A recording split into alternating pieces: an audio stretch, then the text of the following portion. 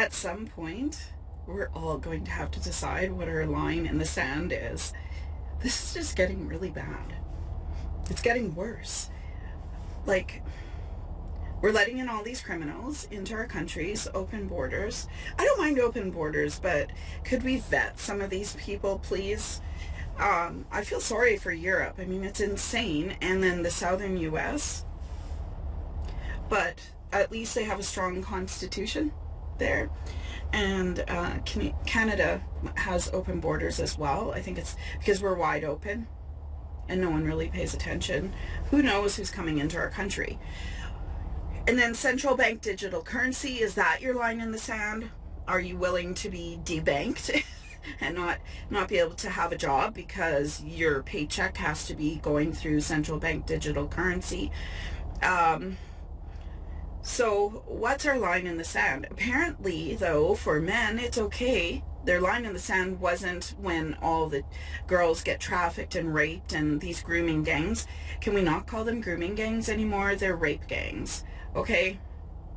So, I've said it before, I love men. I'm not a feminist. But I a little bit wish that men would be men. And has it really sunk in that we live in countries like Europe and North America, and even Brazil has shocked me, that we have political prisoners and we're not allowed to protest peacefully if we're on the right. If you're a crazy pink-haired, blue-haired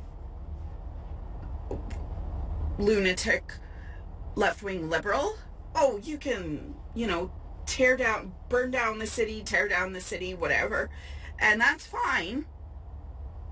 But if we raise a little bit of a stink, they throw us in jail and prison.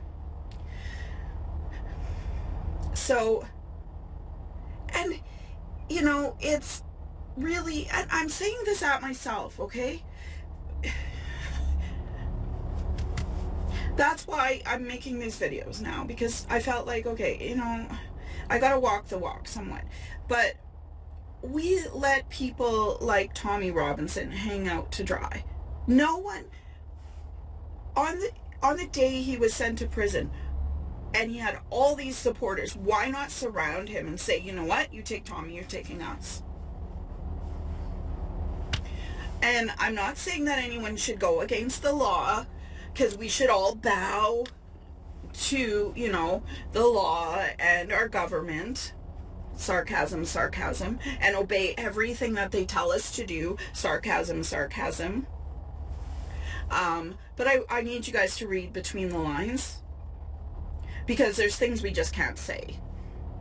They're throwing the January 6th protesters that were at the Capitol building in the United States. They threw them. They're still in prison and being treated worse than we treat pedophiles. We let pedophiles out on the street, but if someone says they don't like Joe Biden, prison. And it's going to get worse. And at what point do we draw the line? Now, Tommy Robinson has a great new podcast. And one of his guests, I was just floored. I was super impressed. So I'm going to post the clip here. I believe his nickname is Menacing Singh. He had that guest on. And one thing that impressed me is their community drew that line. Actually, specifically the men. They said, no, we will not allow grooming gangs to drug and rape our girls, our children. That's where their line in the sand was. They said, absolutely not. And they were willing to sacrifice no matter what happened, no matter what the consequences were, they were willing to face those consequences. And they met those grooming gangs with violence. And some of them went to prison, and some of them might still be in prison. I'm not advocating for violence. You must obey the law. You know, because we live in a North Korea and a China. People. So this guy told the story of that. And you know what? Those grooming gangs do not target, or those rape gangs do not target their girls anymore. The Sikh community, those Sikh men, drew their line in the sand because it was all too familiar what happens to their girls back in India and Pakistan. If you're Sikh, those girls are targeted and kidnapped and forced to convert to be a Muslim. Not all Muslims are terrorists. Not all Muslims are kidnappers. I pray for countries like Iran that they will find freedom. Oh, and by the way, did protesting work for Iran back in the 1970s? No, it doesn't. And, oh, side note too. I love my little side notes. Watch out for look for the underground Christian church. There is a really huge one in Iran, and it's expanding like crazy. There's millions of Christians in Iran. You'll never hear this on the news. It never gets talked about on mainstream. Christians get vilified in North America, the Western world, right? So, but we are kind of pretty awesome most of the time, except we kind of suck when it comes to drawing the line. And things are going to get worse and worse and worse and worse. So, I don't know. What do you guys think? Leave me comments. I'm really interested to know if you've thought about it and what your line in the sand is. And I'm going to post a clip of Menacing Singh telling his story. And yeah, follow Tommy Robinson on Rumble. That's where I think he's posting most of his podcast, and his Telegram channel is one of the top Telegram channels, in my opinion, on Telegram, obviously. I unsubscribed from a lot, but his, whoever's helping him manage his and his admin on there are really great. And yeah, so, all right.